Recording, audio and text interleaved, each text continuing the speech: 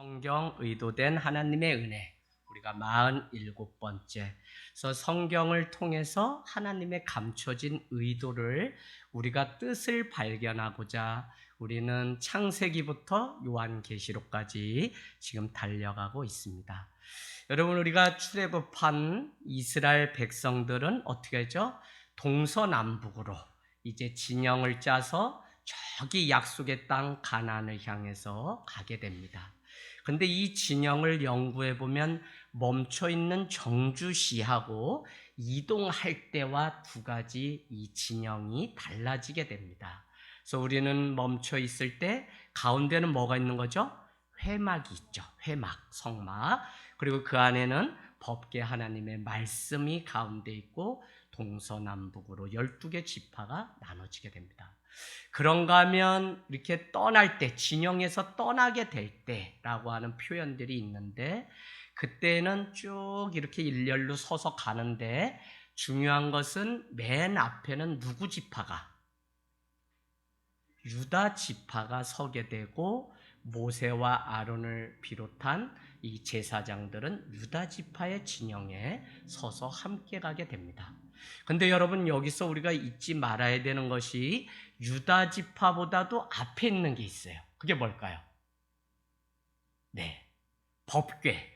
그래서 하나님의 말씀이 우리 발의 등이기 때문에 우리는 그 말씀을 가장 앞에 세워서 그 뒤를 따라가는 것이 이 유다 지파. 그 사이사이에 고핫 자손, 성막의 가장 중요한 부분들을 다루었던 자들입니다. 그래서 대제사장을 비롯한 자들은 그것을 싸고 포장할 수 있고, 고핫 자손은 그 성물에 손을 대면 죽게 됩니다. 그래서 어깨에 메고 운반할 수 있는 일만 했던 레위인들이 고핫 자손, 게르손과 또 무라리 자손들은 그 외에 기둥이라든지 줄과 같은 것들을 이동하는 그 일들을 했던 것을 잘 알 수 있습니다. 그럼에도 불구하고 그들은 구별하여 하나님이 거룩하게 하였고 그들을 레위인으로, 제사장으로 세웠다고 하는 것이 너무 중요한 것입니다. 어쨌거나 40년의 과정 동안 그들은 약속의 땅에 가기까지, 그들의 보이지도 않고 가보지도 않고 어떤 정보도 없는 그곳을 가기까지 그들은 하나님의 말씀, 법궤를 가장 앞에 세워서 그 말씀이 가라고 하면 가고 멈추라고 하면 멈췄던 것을 우리는 잘 알 수 있습니다. 그래서 성도의 그 삶, 우리의 인생을 이끄는 것은 다른 어떤 게 없어요. 감정이 이끌고 시대가 이끌고 트렌드가 이끌고 하는 경향 따라 살아가는 것이 아니라 항상 시대가 변하여도 주의 말씀이 이끄는 그 인생은 이미 승리한 인생인 줄 믿습니다. 그래서 모여서 정주시에는 가장 가운데 회막 안에, 성막 안에 하나님의 말씀이 있었고, 중앙에 또 이동시에는 맨 앞에 법궤를 세우고 그 뒤에 제사장 유다 지파 쭉쭉 하고 그 사이사이에 고핫 자손과 무라리.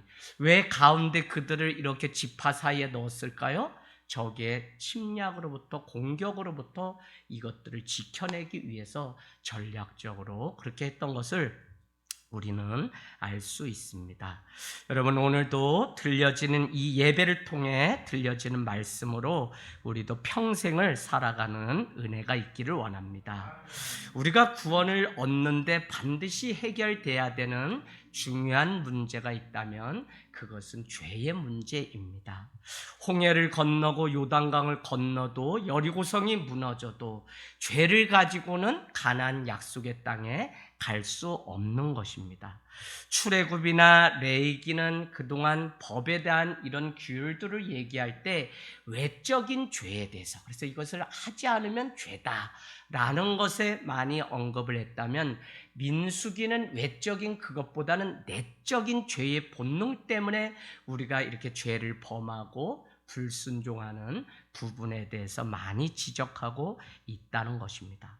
그래서 거룩하고 구별된 자는 하나님의 제사장의 직분을 우리에게 주시고, 그 다음에 외인을 가까이 하면 그들도 죽는다고 말씀하시는 거 보면 이 거룩함과 깨끗함을 지켜내는 것이 얼마나 중요한지 모른다는 것입니다. 여러분, 그래서 우리가 보진 않았지만 5장을 건너가 보면 5장의 두 가지의 죄악을 드러내는데, 부정한 사람을 어떻게 치리할 것인가, 또 한 가지는 아내의 간통에 대해서 어떻게 처리할 건지. 이 간통은 다 우리가 겉으로 드러나서 남녀가 어떻게 하고 뭐 이런 문제 같지만, 사실은 마음이 부패하고 그 생각이 부패하여서 이와 같은 간음을 하고 간통을 하는 것이기 때문에, 민수기는 인간 심연에 남아있는 그 죄성을 드러내는데 오늘 우리에게 말씀하고 있다는 것입니다. 자, 6장 가겠습니다. 오늘 하나님은 모세에게 말씀하시는데 2절 뭐라고 얘기하냐면, 남자나 여자나, 중요합니다. 남자나 여자나 특별한 서원, 곧 나실인의 서원을 하고, 특별한 서원이 뭐죠? 나실인의 서원인데, 자기 몸을 구별하여 여호와께 드리려고 한다면 이라고 이렇게 전제합니다. 남녀노소 구별 없이 하나님 앞에서 자기 몸을 깨끗게 하고 나실인으로 구별되어 자기 자신을 다 드린다는 거예요. 그래서 이 자기 자신을 주 앞에 다 드리는 거에는 남녀가 구분 없고 남녀노소가 구분 없이 나실인으로 자원하여 살고자 하는 자는 다 주님께 그렇게 헌신하고 충성할 수 있는 특권을 우리에게 주었다는 사실을 우리는 알 수 있습니다. 여기서 우리가 좀 구별해야 되는 것은, 레위인은 하나님의 강권적인 주권으로 그들이 특별한 선택을 입었다면, 오늘 이 나실인은 누구냐? 나실인은 내가 주님 앞에 자발적으로 헌신을 약속하고 주 앞에 걸어가고자 하는 백성들을 나실인이라고 해요. 어쨌거나 모양이나 부르심은 다르지만 하나님의 그 모양, 부르심은 다르지만 그들은 다 주님의 나라, 그 영광을 위해서 자기 자신을 다 드리기로 했던 자들이 바로 오늘 나실인이라는 것입니다. 여러분, 12지파 이스라엘 백성들도 우리가 잘 아는 것처럼 앞에서 어디에 나옵니까? 그 백성의 수가 2장 32절 60만 3,550명, 이 12지파의 수를 셌더니 이와 같이 됐는데, 이 사람들은 하나님의 구별된, 나가서 싸울 준비가 된 자들로서 다른 사람이 아니라 이들이 나시는으로서 살아가야 될 책무가 그들에게 있는 것이죠. 오늘 이 말씀 가운데, 예배 가운데 현대를 살아가는 우리 하나님의 백성들은 더 구별하여서 내 자신을 하나님께 온전히 드리기 위해서 나실인의 삶을 살고자 하는 이 노력들이 어느 때보다도 더 필요해요. 그래서 저는 무슨 몇 명, 우리가 아는 삼손, 사무엘, 세례, 요한과 같은 그들만 나실인이 아니라 오늘을 살아가는 성도, 당시에 하나님의 계수된 백성들, 이들도 나실인으로 살아가야 되는 의무가 있다고 하는 사실이죠. 바리새인들은 세리보다 자신들이 낫다고 그렇게 말을 하던 자들입니다. 그러나 갈라디아서 3장 10절은 자기 안에 있는 죄를 보지 못하는 그들을 향하여, 갈라디아서 3장 10절입니다. 물은 율법 행위에 속한 자들은 저주 아래 있나니 기록된 바, 누구든지 율법책에 기록된 대로 모든 일을 항상 행하지 않는 자는 저주 아래 있는 자라 하였습니다 라는 것입니다. 율법책에 기록된 것을 행하지 않으면 다 죄인이다. 이 말을 왜 굳이 오늘 갈라디아서 3장이 말씀하고 있냐면, 의인은 없나니 하나도 없다는 사실을. 그래서 여러분, 우리의 이 죄성을 깨트려서 내가 구별된 삶을 살겠다고 하는 결단은 누구나에게 요구되는 삶이지, 오늘 몇몇의 사람들에게만, 특별한 사람들에게만 요구되는 것이 아니라는 사실이에요. 그래서 여러분, 오늘 시대의 풍조를 따라 살아가는 이때에 우리는 더 내가 나시린이다. 내가 나시린으로서 하나님의 그 약속을 끝까지 이뤄드리는 하나님의 백성으로 살겠다고 하는 그 결단이 없고서는 우리가 주님을 끝까지 따르고, 또 주님은 오늘 거룩하고 구별된 그 제사장을 세웠다고 하는데, 우리가 왕같은 제사장이라고 베드로전서 2장 9절은 말씀하는데, 그 제사장의 삶은 나시린의 삶이고, 우리를 계속 죄 가운데서 씻어내서 주님의 보혈 앞에 우리 자신을 세우고, 내 안에 있는 이 죄를 보고 주님의 말씀으로 새로워지는 그 삶의 도전이 어느 때보다도 더 필요하다는 것입니다. 여러분, 교회가 죄의 온상지가 될지 누가 알았어요?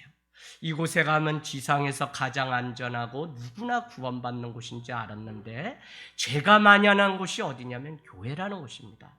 장사를 하는 사람이 심지어 성전 앞에 있기 때문에 예수님은 종려주의를 마치고 고난주간에 가장 먼저 한 것이 무엇이냐면, 비둘기를 팔고 장사하는 자들의 상을 엎으면서 이곳은 만민이 기도하는 집인데 너희들이 강도의 소굴로 만들었구나 라고 책망하는 장면을 보면, 그때나 지금이나 나시린으로 거룩한 삶을 향해 살지 않으면 가장 죄가 가까이 있고, 그것조차도 합법적이고 예수의 이름을 팔고 하나님이 묵인해 주시고 하나님의 사랑이기 때문에 괜찮다고 말하는 것이 어디가 될 수 있냐면 성도가 될 수 있고 교회가 될 수 있다는 사실을 깨달으면, 죄는 멀리 세상 가운데서 있는 것이 아니라 우리 가운데 있다는 사실을 늘 기억하고, 내가 깨어서 하나님 앞에 한 걸음 더 가지 않으면 오늘도 죄가 내 발목을 붙잡고 있다는 이 사실을 여러분 명심하시기를 주님의 이름으로 축원을 드립니다. 죄가 있어요.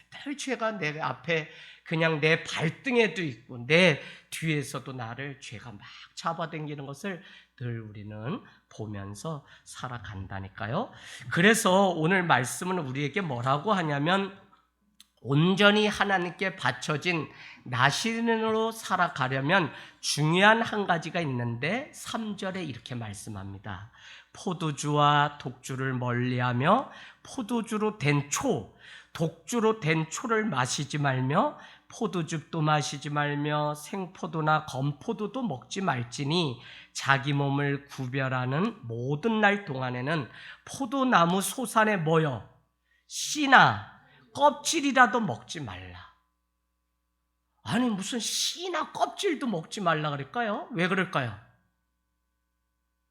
거기에도 어쨌거나 포도즙 액이 들어있기 때문에, 이 말을 다른 말로 얘기하면 술 취하지 말라고 하는 말씀과 똑같다는 것입니다. 구별된 거룩함이 있어야만 이스라엘 백성들은 구원을 얻을 수 있기 때문에, 하나님은 민수기를 통해서 레위기가 이미 내가 거룩하니 너희도 거룩하라고 했던 것처럼 계속 그 거룩을 위해서 어떻게 우리가 예배를 드리고 어떻게 우리 자신을 씻어내야 되는지 정결 예식을 계속 민수기 신명기 가면서 이 법법을 계속 토라를 말씀하는 것을 보면, 죄의 문제가 끊어지지 않으면 홍해도 건널 수 없고, 죄의 문제가 끊어지지 않으면 골고다 언덕도 우리가 넘어서 그 십자가를 붙잡을 수 없기 때문에 우리 안에 있는 이 죄를 늘 우리는 밝히 봐야 돼요. 그래서 여러분, 죄는 다른 것이 아니라, 자기 부인하라고 하는 자기 부인은 다른 것이 아니라 다른 사람에게는 안 되는 거 있어요. 즉 다시 말하면, 다른 사람은 하면 안 되는데 나는 해도 되는 거, 나에게만 관대해지려고 하는 마음이 바로 우리 안에 감춰진 죄성. 저 사람 왜 저런데? 쟤 왜 저런데? 아니 교회를 다니면서 왜 저런데? 라고 말을 하지만, 그렇게 말을 했다 그래서 내가 의인이 되는 것이 아닌데, 우리는 그것에 착각한 나머지 우리가 의인인 양 살아가는 그것, 나에게만 관대한 점수를 후하게 주려고 하는 그것이 바로 죄의 모습이라고 하는 사실을 우리가 깨닫게 되기를 원합니다. 여러분, 세상의 빛은 우리가 구별될 때에 가능합니다. 다 똑같은 방식으로 세상을 살아가면 그 삶에는 아무 파워, 힘이 없게 되는 것입니다. 높아질 때 오히려 낮아지게 되고, 화가 우리 가운데 임할 때 그 분을 다 삭혀서 오히려 사랑으로 그를 품어줄 수 있을 때 우리의 삶이 매력적이고 신앙의 아름다움, 아름다운 열매 때문에 향기가 나고 세상에 파송받은 그리스도의 편지로 성도는 세상에 나가서 이렇게 사는 거구나. 여러분, 우리 인생의 정답은 뭐라 그랬죠? 말씀입니다. 그런데 말씀의 정답은 무엇이냐면 말씀대로 살아가는 성도의 삶이라는 사실을 여러분 놓치지 마세요. 그래서 이게 양수가 서로 잘 해야 되는 것이지 그냥 나는 함부로 살면서 말씀 있어요, 교회 다녀요 라는 것으로 완성되는 것이 아니라는 사실입니다. 그래서 날마다 어떻게 우리가 거룩한 삶을 향해서 나아가야 되는지 우리는 늘 주님 앞에, 기독교가 망가지는데 여러분 가장 일조했던 것이 어떤 면에서는 개혁신학, 어떤 면에서는 종교개혁이 남긴 마틴 루터의 이신칭이라고 하는 것, 오직 믿음으로 우리는 의로워진다고 라고 하는 이 한 가지의 명제가 믿음 이야기하다 보니까 행함이 없는 믿음은 죽은 것이라고 야고보가 말했던 이것을 우리는 무시하게 돼요. 가봅시다. 우리 야고보서 2장으로 한번 가보세요. 야고보서 2장 27절. 요한계시록, 히브리서 그 언간에 야고보서 2장 27절. 야고보서 2장 27절. 혹시 몇 페이지죠, 여러분?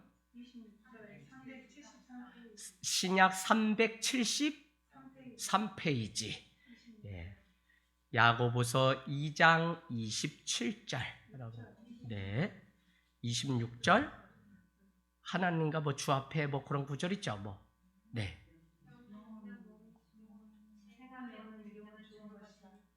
아니요. 네. 야고보서 2장 27절.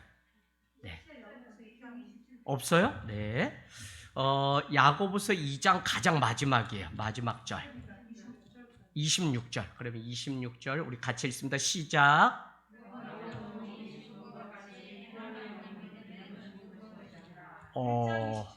네, 제가 잘못 알고 있네. 다시 찾아서 우리 읽겠습니다.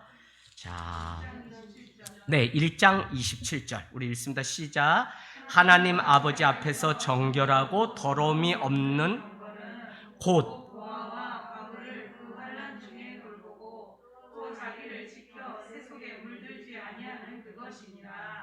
더러움이 없는 경건은 뭐라고요? 과부와 고아를 돌보는 것, 이게 경건이에요. 여러분, 우리가 경건이 깨끗하고 깨어있는 게 경건이거든요. 그래서 우리가 큐티, 콰이트 타임은 경건 생활이라고 하는데 그 경건의 원어의 의미는 깨어있다라고 하는 의미고, 깨어있다라고 하는 것은 내 눈앞에 있는 과부나 고아를 외면하지 않고 그들을 늘 보는 것. 그게 뭐죠? 주님의 마음으로 살아가는 거예요. 여러분, 주님의 마음이 없으면 그런 영혼이 우리 눈에 절대 들어오지 않습니다. 그런가 하면 또 뭐라고 얘기하냐면 자기를 지켜 세속에 물들지 않는 것, 이게 경건이라는 거예요. 자, 믿음이 있다는 것은 경건한 삶을 살아가는 것이고 그 삶에 행함이 있는 것인데 행함이 없는 것은 죽은 믿음이라고 우리에게 말씀하는데, 오늘날 이 이신칭이라고 하는 게 마치 믿기만 하면 되는 줄 아는데 믿음이라고 하는 것은 행함까지가 믿음이지 믿음 따르고 행함 따르고 이게 아니라고 여러분. 그래서 이 야고보서도 여러분이 이미 설교에서 많이 제가 이렇게 했어요. 47번인가 했는데 여러분 이 말씀도 좀 찾아서 읽으면 너무 좋은데, 참된 경건은 과부와 고아를 돌보고 자기를 지켜서 세속에 물들지 않는 데까지 가는 것이 바로 참된 경건, 믿음이라는 것입니다. 그래서 여러분은 오늘 세상의 포도주, 독한 이것을 먹고 마시는 것이 아니라 정한 날 동안 자기를 지켜서 하나님 앞에 내 자신을 드리기로 한 나시리는 바로 입에 포도주를 대지 않고 심지어는 그 껍질과 씨조차도 먹지 않는 것이 바로 이 나시린의 삶이라는 것입니다.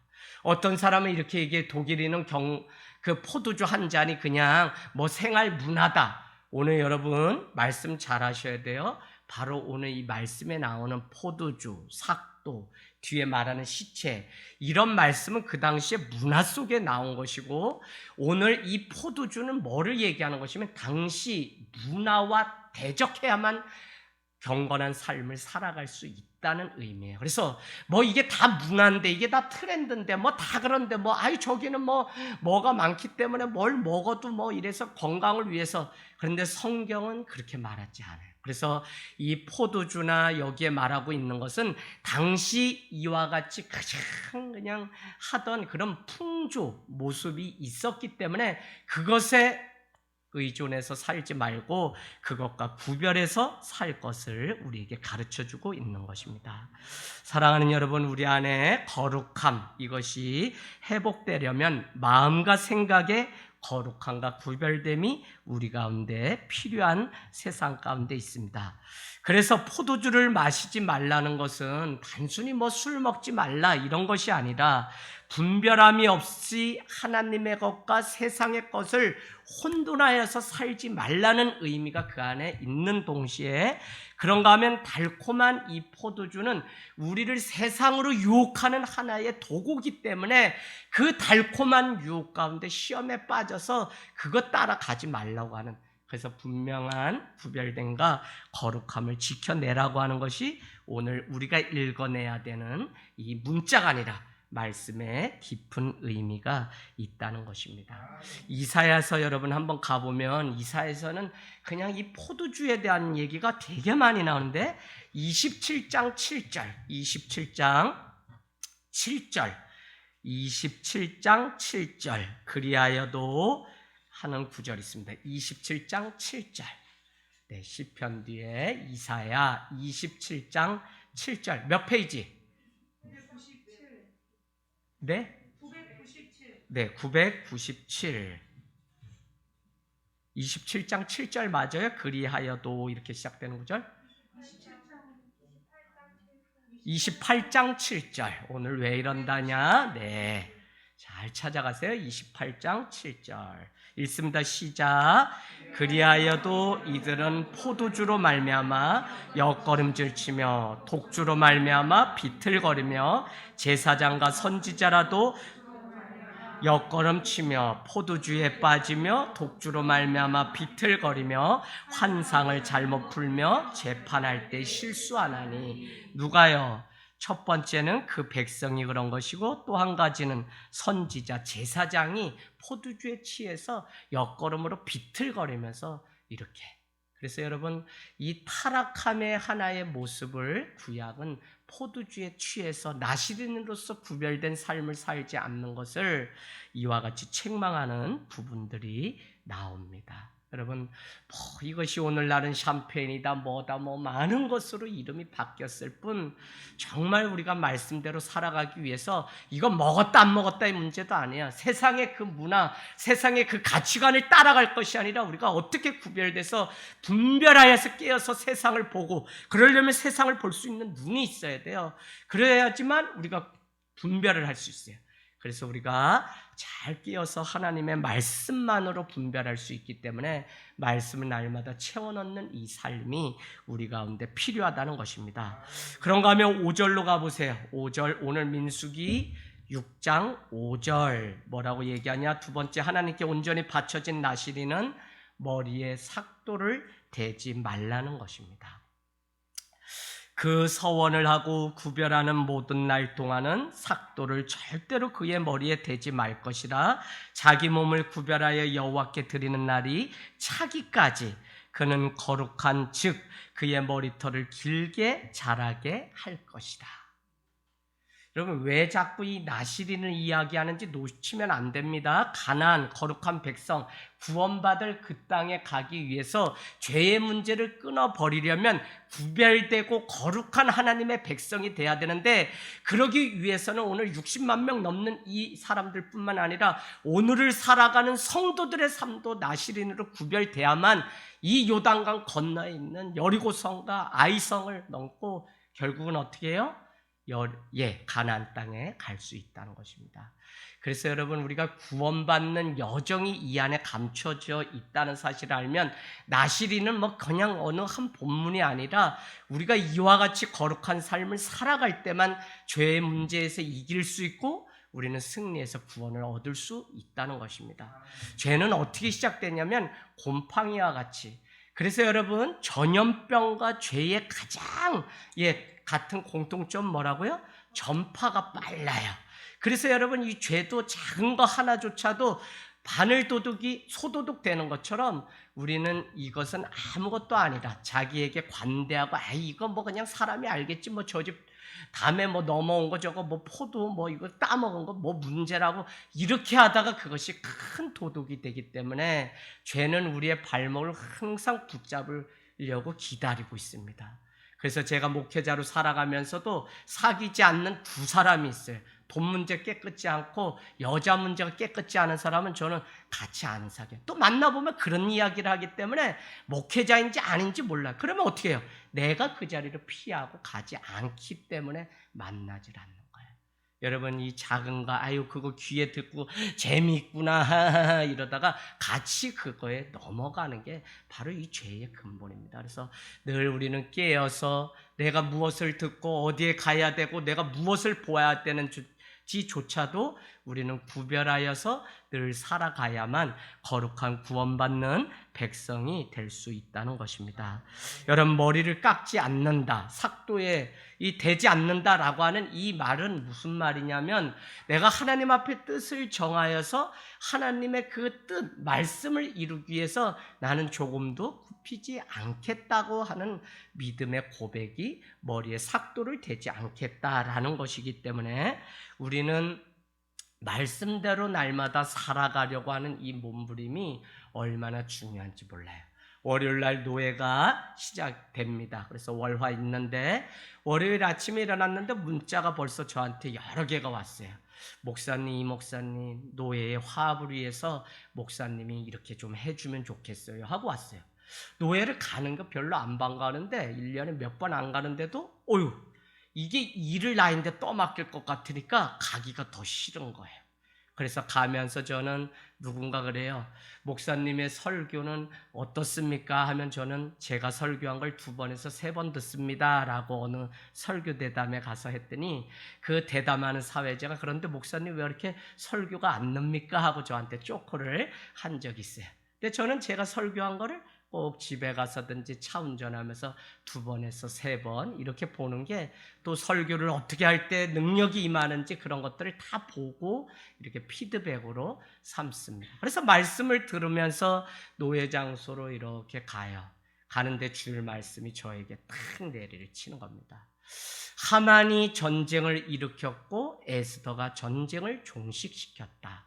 믿는 성도는 막힌 담을 헐고 다툼이 있는 것을 종식시키고 피스메이커로 그곳에 서야 됩니다라고 하는 마지막 적용점에 말씀을 전한 것을 듣고 마음의 녹고가 돼요. 그래서 제가 노예 가면 뭐 이렇게 다툼이 있고 뭐가 있고 막 그러니까 거기서 막 젊은 사람으로서 견디기도 힘들고 회의도 막 이렇게 다르잖아요. 그래서 그랬는데 그냥 뭐 하나님이 마음 녹여주시고 다음 젊은 사람들 우리 후배들이 지금 노예에 더 많아요. 저를 보고 또 많이 오고 뭐 많이 왔어요. 그래서 이 후배들을 위해서도 좋은 전통을 세워야 되겠다 하는 마음이 준비가 이렇게 됐습니다. 그러고는 사실 가서 이와 같이 노예의 100여 명을 책임지고 또 서기로서 그 일들을 잘 감당해야 되는 일이 있는데 뭐 그냥 며칠 동안 얼마나 바빴는지 여기저기 막 뭐 너무 바빴어요. 그래도 중간중간에 목사님이 이렇게 해주셔서 노예가 되게 좋아졌습니다 하고 여러분이 벌써 저한테 문자도 주세요. 사실은 제가 근심하고 걱정하게 되자 우리 집사람이 막힌 담을 헐고 당신이 그동안 이렇게 섬기는 거 보고서 아마 그럴 테니 뭐 그냥 해야 되면 기쁘게 가서 하고 오라는 거예요. 보통 사람들은 안 그래요. 막 사모님한테 묻고 그거 뭐 이러는데 우리 집사람은 이상하게 또 해야 되면 해라고 또 그래요. 그래서 그냥 주님 주신 마음도 그렇고 이렇게 제가 뭐 됐다고 말씀드리는 게 아니에요, 여러분. 들려지는 말씀 한 절이라도 여러분은 까먹으면 안 돼요. 여러분 뭐 많이 채워 넣어서 여러분이 승리하는 게 아니라 내가 듣고 읽었던 그 말씀을 지키는 데까지 가야지만 복이 있다고 요한계시록 1장 3절이 말하는데 들었어요, 읽었어요, 다 왔다 날아가고 뭐 기억이 안 나면 지켜내지 못하고 생각나게 하지 못하면 우리 이 말씀을 지키지를 못해요. 그래서 제가 했던 말씀이지만 저도 깜빡하고 또 이런 상황 속에서 다시 저를 부딪히면서 어떻게든지 주의 십자가 앞에 살려고 하는 이것이 나시린으로서 살아가는 삶이기 때문에 그들은 포도주도 마시지 않고 그들은 머리에 삭도도 되지 않았다는 이것이 말씀대로 살려고 했던 그들의 삶이었다는 사실을 우리는 볼 수 있습니다. 여러분, 하나님께 온전히 바쳐진 나시린은 6절에서 8절에 보니까 세 번째 뭐를 하지 말래요? 시체에 손을 대지 말라고, 가까이 하지 말라는 겁니다. 심지어는 부모, 형제, 자매가 죽은 때라도 그로 말미암아 몸에 더럽히지 말라고 얘기하고 자기의 몸을 구별하여 하나님께 드리는 표가 그의 머리에 있습니다. 자기의 몸을 구별하는 모든 날 동안 그는 여호와께 거룩한 자니라 라고 말씀합니다. 부모, 형제, 자매가 죽으면 장례식에 그러면 가지 말라는 것이냐? 물론 우리는 마태복음을 통해서 내 형제, 부모가 죽으면 죽은 자로 장사하게 하라고 하는 말씀이 이 말씀의 근거에서 있는 것입니다. 이 말씀의 중요한 의미는 뭐냐면 죽은 자다라고 하는 이것은 더 깊은 의미는 하나님을 믿지 않는 자, 하나님께서 떠난 자를 상징하는 것이기 때문에 우리가 육체적으로 부모가 했는데도 막 가지 말라 이렇게 여러분이 적용하면 큰일 나요.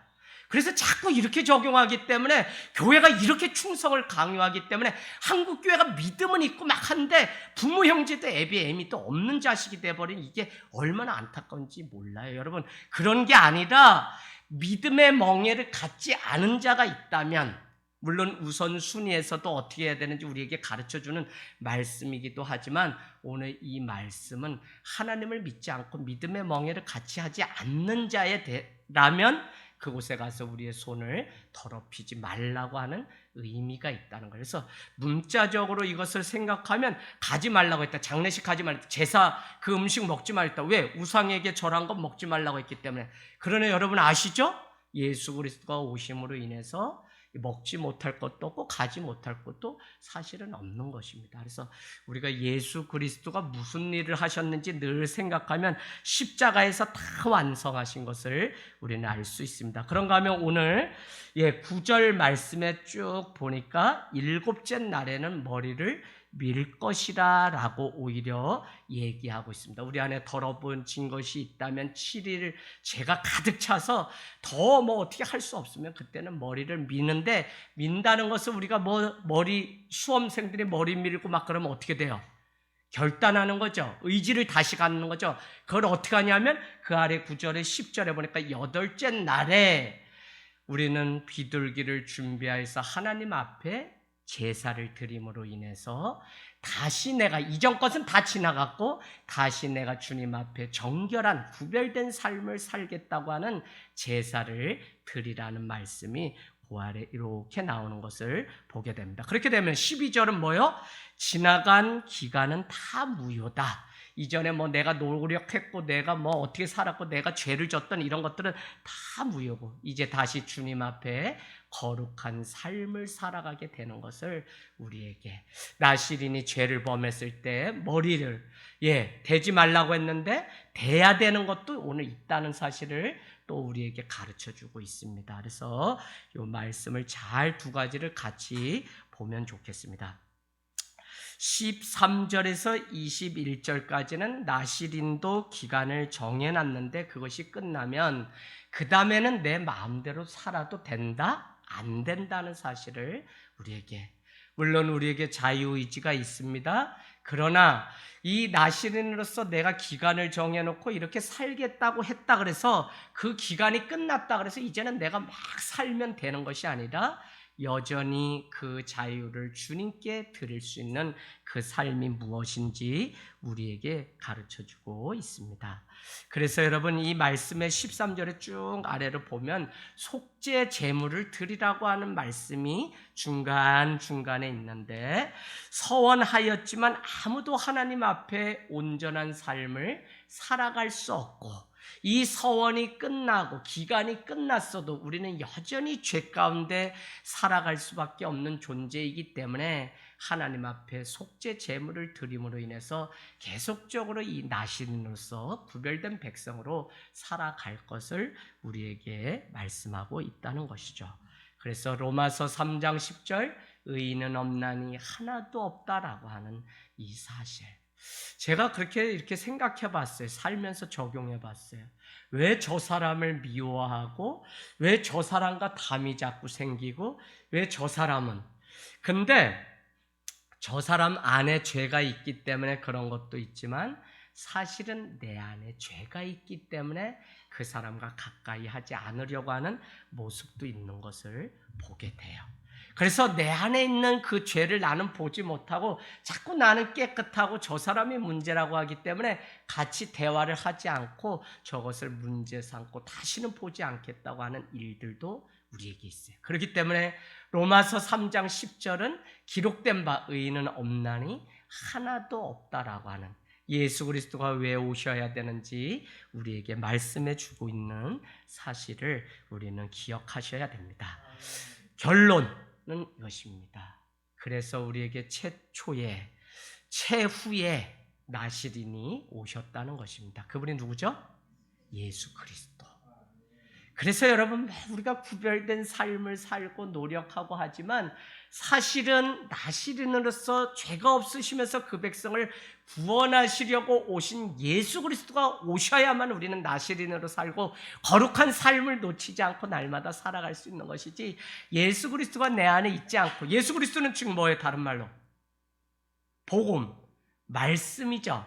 그분이 내 안에 충만하게 채워지지 않으면 우리는 한 걸음도 움직일 수가 없는. 왜? 한 걸음 움직이면 그 앞에 죄가 기다리고 있기 때문에. 그래서 늘 사도행전 1장도 그날과 그때는 알지 못하지만 너희에게 약속한 것이 임할 때까지 예루살렘을 떠나지 말고 기다리라. 그러면 어떻게 성령이 임하고 권능을 받으니 너희는 사마리아 온 땅까지 증인이 되리라 라는 거예요.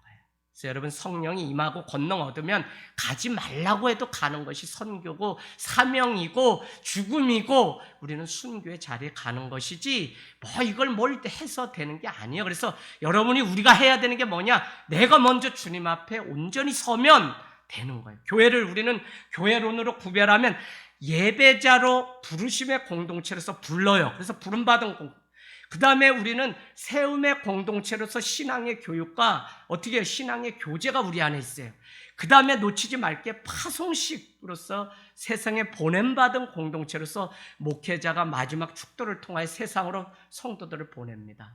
그런데 여러분, 이 보냄은 가라고 해서 가는 게 아니라 오늘 나시린들이 자발적으로 헌신하여 구별된 삶을 살겠다고 한 것처럼 우리 안에 하나님으로 그 영광으로 그 기쁨으로 충만케 되면 우리는 가지 말라 그래도 누가 때려잡는다 그래도 가는 거지 못 가요. 그래서 우리가 준비해야 될 건 뭐냐? 하늘 땅 교회 뭘 준비하는 것이냐? 우리 안에 성령이 충만하여서 이곳 가운데 가겠다고 하는 자들을 구비시키고 준비시키는 그 사역들을 날마다 하며 선교를 지향하고 지금 가고 있는 거예요. 그러려면 우리가 이곳에서 교회 중심으로 날마다 말씀 중심으로 뜨거운 삶이 먼저 돼야만, 내가 머무는 곳곳이 오늘 찬양처럼 그곳이 거룩한 땅이 되고 하나님의 향기가 머무는 곳이 되면 그 향기가 퍼져나가게 되어 있다니까요. 할렐루야. 그래서 여러분, 조금만 더 참고 조금만 더 믿음 가운데 우리가 세워지면 하나님은 가지 않으려고 해도 우리는 가게 돼 있고 하나님의 쓰임 가운데 다 가게 돼 있어요. 저는 선교 신학이 제 최종 학위입니다. 제가 선교 신학을 우습게 봤고 왜 저 사람들 뭐 저렇게 뭐 그냥 열광적으로 저러나, 근데 하나님이 뭐 이렇게 해서 그 전공이 아닌데 마지막 과정에 선교 신학을, 그래서 늘 집사람한테 야, 내가 선교학을 했기 때문에 때가 되면 하나님이 나를 선교사로 보내실 것 같다 그러면서 얘기를 나눠요. 그 집사람도 선교사로 가려고 하던 사람. 그래서 주님이 부르시면 언제든지 다 놓고 가자라고 하는 마음이 늘 우리 안에 있습니다. 그러려면 제 안에 성령 충만함이 권능이 임하면 가기 싫어도 주님이 갈 마음을 주시더라니까요. 그래서 여기까지 개척도 온 거고 이것이 열방으로 가는 헤드쿼터, 전초기지가 돼서 여기에서 안디옥 교회와 같이 사람들을 보내고 파송해서 열방의 아버지께로 돌아오는 일들을 준비한다고요. 그래서 여러분, 우리가 오늘 나시렌으로서 거룩한 삶, 우리가 안에 성령이 날마다 역사하시고 성령이 날마다 우리를 주장하는 삶을 살게 되면 우리는 순종할 것이고 그곳 가운데 영혼들이 일어날 것이고 그곳 가운데 사람들이 세워져서 하나님의 일들을 감당하는 역사가 있을 것입니다. 히브리어로 여러분 나시리는 나지르라고 하는 단어인데, 나지르는 여러분 나사렛이라는 마을 아시죠? 예수님이 잘하신 나사렛 사람이라고 하는 것이 구약에 보면 나지르라고 하는 단어가 나옵니다. 그래서 예수 그리스도께서 십자가에서 다 이루셨는데 나시리는 오직 십자가를 바라볼 때, 그것을 붙잡을 때만, 그것을 영광으로 여기고 살아갈 때만 십자가를 지고 구원의 놀라운 능력을 경험하는 사람들이 나지르라고 하는 사실입니다.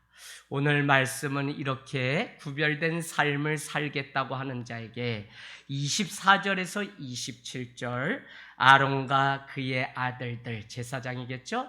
가서 이스라엘 백성들을 이렇게 축복하라고 말씀하는데 참 은혜가 돼요. 여호와는 내게 복을 주시고 너를 지키시기를 원하며 여호와는 그의 얼굴을 내게 비추사 은혜를 베푸시기를 원하며 여호와는 그의 얼굴을 내게로 향하여 드사 평강 주시기를 원하노라 할지니라. 아멘. 여러분, 여기에서 나오는 단어를 가장 중요한 게 하나님의 임재하심을 상징하는 게 뭐냐면 하나님의 얼굴이라는 단어예요. 그러면 진노 가운데서 나를 지키소서라고 하는 것이 이런 시편의 이 기도 제목이 많거든요. 여호와의 얼굴을 나에게서 돌리지 마소서라고 하는 기도가 참 많아요. 여호와의 얼굴이 나를 비추고 바라봐야만 우리는 주님의 임재하심 가운데 영광 가운데 사는데, 구약의 기도문 중에는 여호와의 낯을 피하여 내가 어디로 갈까? 여호와의 얼굴을 나에게서 돌리지 마옵소서라고 하는 이 간절한 말씀을 보면 오늘 여기에 뭐래요? 그의 얼굴을 내게 비추사 또요, 또 한 가지 뭐죠? 그의 얼굴을 내게 향하여 있게 해달라는 이것이. 여러분, 오늘 여러분의 삶 가운데 하나님, 여호와의 그 얼굴이 여러분에게 날마다 비추고 여러분 앞에, 뒤에 날마다 그 얼굴이 비추는 은혜가 있기를 원합니다. 그렇게 여러분 축복하라고 아론과 그의 자녀들에게 이야기하고는 오늘 말씀 끝은 뭐라고 얘기하냐면, 그렇게 하면 어떻게 하겠다고요? 27절, 그들은 이같이 내 이름으로, 하나님의 이름으로 이스라엘 자손에게 축복할지라. 누구에게 하는 말이라고요? 23절, 아론과 그의 아들들에게 여호와께서 모세에게 말씀하시고 모세가 다시 그것을 전하는데, 그렇게 너희가 이스라엘 백성을 축복하면 그 다음에는 어떻게 한다고요? 내가 그들에게 복을 주리라 라는 것입니다. 여러분, 저는 이 복을 우리는 늘 축복과 같은 부메랑의 원리라고 얘기하죠. 내가 복을 주었는데 그 사람이 받지 않으면 부메랑은 다시 돌아서 나한테 오는 거예요. 그래서 우리는 손을 뻗어서 날마다 누군가를 축복하는 인생이 되면 사실은 그 축복이 나에게. 그래서 제가 이렇게 목회자가 되면서 가장 어려웠던 게 뭐냐면, 가난하고 불쌍한 사람을 견딜 수가 없으니까 늘 그냥 가난하게 살아요. 오산에서 아마 가장 가난하게 물질로 사는 사람 하면 몇 손가락 안에, 아무리 가난하고 교회가 없어도 다 분양받아서 이런 집에 다 살아요. 저는 안 그래요. 무릎에 세요. 그래도 제가 그거를 하나도 부끄럽게 여기지 않아요. 그런데 그냥 막 아내에게도 어떨 땐 미안하고 그런데 이게 어디서 왔나? 어느 날 제가 알았어요. 어머니가 교회를 다니시면서 저에게 이렇게 말씀합니다. 아들아, 내가 교회를 다녀보니까 보통 목사가 세워지면 그 아버지가 목사거나 장로거나 권사라서 많이 자녀를 위해 기도해서 그 사람이 목회자가 되는데, 우리는 왜 하고 많은 것 중에 돈도 안 생겨 사람들한테 욕먹어 뉴스에 매일 나오는 목사가 됐냐고 늘 그렇게 해요. 내가 너한테 참 못할 짓 했다 이러세요. 그래서 얼마나 후회하고 막 그러시는지 몰라요. 그래서 제가 어느 날 하나님이 그런 마음 주셨어요. 어머니 그렇지 않아요. 정말 영혼을 사랑하고 영혼을 긍휼히 여기고 사람을 불쌍히 여기는 건 신학교 박사학위를 따도 이거는 생기는 마음이 아니에요. 그런데 일찍이 어머니 아버지가 동네 사람들 여기저기 남의 일까지도 굳은 일 다 감당하면서 그거 욕먹어 갈지라도 그들을 살리고 세우고 중학교 가지 못해서 시금 전폐하는 동네 사람들 14명이나 교복 입히고 첫학비해서 동네 형님들 칠순잔치 와서 절하고 막 이런 거를 제가 보니까 어머니 아버지의 삶이 그랬었고, 그래서 제가 어머니 아버지 저에게 제산이나 기도 그런 거 안 해주셨다고 해도 하나님의 마음으로 살아가야 되는 게 바로 이와 같은 것인데 그 마음 가르쳐 주셔서 감사합니다. 제가 어느 곳에 사역 가든지 저를 늘 그냥 사랑하고 헤어질 때 막 너무 슬퍼하시고 막 안아주고 난 목사님 따라서 그냥 지구 끝까지라도 갈 거야 막 이런 게 불가능하죠. 그런데 늘 그렇게 몇 곳 거쳐가면서 사랑을 받았어요. 지금도 코로나 기간에 많은 분들이 오셔서 목사님 잡았던 그 손이 하다고 그룹 회장님이 또 다녀가셔서 이렇게 그런 분이 뭐 들어오시겠어요. 저한테 그래 대놓고 목사님 가장 쬐꼼하고 찌르음하고 그냥 그랬었는데 그냥 오늘 이렇게 제가 찾아오는 이유는 그냥 이렇게 보니까 목사님이 가장 어려울 때 생각나고 이상하다는 거예요. 그래서 오셔서 그래서 다른 게 아니라 그냥 영혼을 긍휼히 여기고 불쌍히 여기는 축복하는 그 마음을, 그래서 축복에는 손해가 없다는 생각이 들어요. 오늘 내가 그냥 누군가에게 내밀고 내가 못 먹고 나눠도 반드시 그것이 돌아오는 이 놀라운 일을, 그래서 베드로서는 우리에게 뭐라고 얘기죠? 너희는 악을 악으로 욕을 욕으로 갚지 말고 도리어 복을 빌라. 이를 위하여 너희가 부르심을 받았나니 복을 빌라는 말이, 아브라함이 받았던 축복 중에 창세기 12장은 뭐냐면 너를 저주하는 자를 내가 저주할 것이며 너를 복을 비는 자를 내가 축복하겠다는 말씀이 있어요. 이거는 다른 말로 제가 정의하기를 관계의 복이다라고 얘기했지만 내가 오늘 축복하게 되면 그 사람이 나를 보고, 우리가 누구냐면 우리는 하나님이 축복의 사람으로 세웠기 때문에 우리를 저주하면 그 사람이 저주를 받고 그 사람이 나를 축복하면 그 사람의 축복 받는 거예요. 그래서 이 축복과 저주는 한 끗 차이입니다. 그래서 주님의 마음으로 날마다 축복의 손을 내미는 은혜가 있기를 원하고요. 성경에 나오는 블레싱이라고 하는 이 축복은 계속 말씀드립니다. 불로도 혈의 피라고 하는 단어에서 왔고 그 말의 의미는 뭐냐면 피를 쏟는 수고에 합당한 열매를 얻는 것이 축복이에요. 그래서 심지 않는 데서 막 공짜로, 물론 우린 값없이 받아요. 그러나 갈라디아서는 내가 무엇으로 심든지 그대로 되리라고 하는 그 말씀을 기억하면 오늘 피를 쏟는 수고를 하고 그를 축복하기 위해서 내가 피를 쏟는 수고를 하면 하나님이 그 축복을 나에게 다시 갑절로 주시는 은혜가 이 성경적인 원리라는 것입니다. 여러분, 나시린은 레인이 아니다. 일반 백성들 중에 거룩한 삶을 살고자 자기가 자발적으로 주님 앞에 나와서 특정 기간이나 평생을 하나님께 드렸던 자들이 나시린. 그래서 우리는 자기의 자유를 하나님께 오히려 드리겠다고 서원했던 자들이 나시린. 오늘날 우리가 이렇게 살아가면서 보니까 너무 어려운 것이 나시린이에요. 더 좋은 거, 더 가고 싶은 거, 더 보고 싶은 거 얼마든지 우리 자녀에게도 또 하고 싶죠. 그럼에도 불구하고 구별된 그 삶을 위해서 살아가려고 하는 이것이 자발적인 이 삶이 얼마나 중요한지 몰라요. 제가 오늘 저기 뒤에 째로만 저 닮은 애가 와 앉아 있어요. 이용년입니다. 시험 기간이에요. 그냥 저는 가만둬요. 그냥 몰라, 아빠가 뭐라 그럴까 봐 왔는지 몰라도 시험 기간에 그냥 아무나, 근데 자기가 뭐가 걸렸는지 왔어요. 자, 묻겠습니다. 용년아, 자발적인 마음으로 왔니? 아니면 뒤가 자꾸 캥겨가지고 왔니? 어떻게 시원찮죠? 네, 어쨌거나 아이가 딱 들어오고, 지금 오늘 승준이도 저한테 문자가 와서 목사님 이번 주 끝나면 금요 기도회부터는 잘 오겠습니다 그러고 문자가 왔어요. 우리 아들들 다 지금 시험 기간이에요.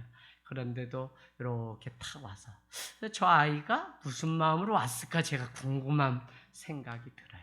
어쨌거나 자발적으로 왔던지 또 강권적으로 레인으로 또 하나님 불러서 왔던지 모양은 다르지만 부르셨다면 강권적으로 불러서 억지로 왔다면 그것도 하나님의 은혜 때문에 부르셨고 또 내가 자발적으로 자원하여 주님 앞에 왔다면 그것은 하나님이 더 큰.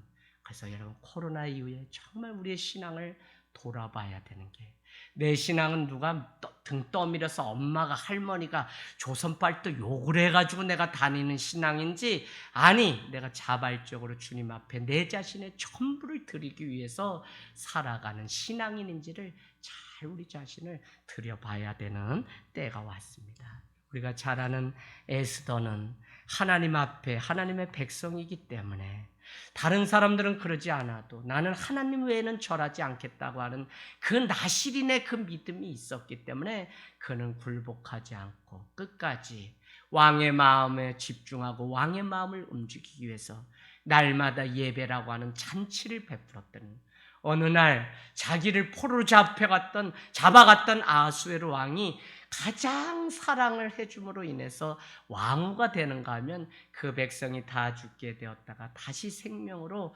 가는 일들이 있었습니다. 여러분, 내가 구별되고 내가 오늘 주님 앞에 은혜 앞에 정확한 삶을 살아가는 이 초심이 변하지 않으면 우리는 영혼을 살려요. 그래서 우리가 막 뭐 하려고 코로나 이후에 뭐 하려고 하는 교회들은 아마 답답해서 이제 죽을 거예요. 그러나 말씀이 정말 우리의 일생의 삶을 주님께 드린 교회 성도들은 그때도 열심히 지금도 열심히 앞으로도 열심히 처음 교회를 나왔을 때도 그냥 은혜 가운데 아멘 그냥 하는 것이고 그냥 일평생 주님 앞에 아멘 하며 사는 것입니다. 환경이 어렵고 힘들 때 더 사랑하는 여러분 나실인으로 끝까지 주님 앞에 살아가게 되기를 원합니다. 아멘.